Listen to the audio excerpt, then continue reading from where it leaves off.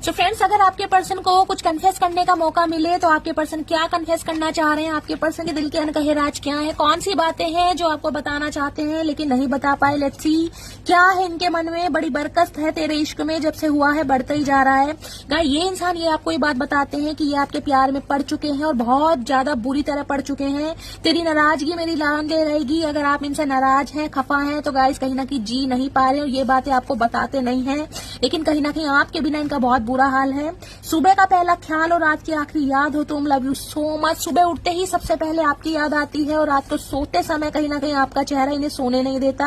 अगर मैं तुम्हें चूज करता हूं तो सब कुछ खो दूंगा। हो सकता है कोई षड्यंत्र आप दोनों के खिलाफ रच रहा है, कोई इन्हें धमकी दे रहा है, जिस वजह से आपके पर्सन आपसे दूर भाग रहे हैं। बहुत जल्दी आ रहा हूं, लेकिन गाय ये भी ढीठ इंसान है, पीछा छोड़ने वाले नहीं है।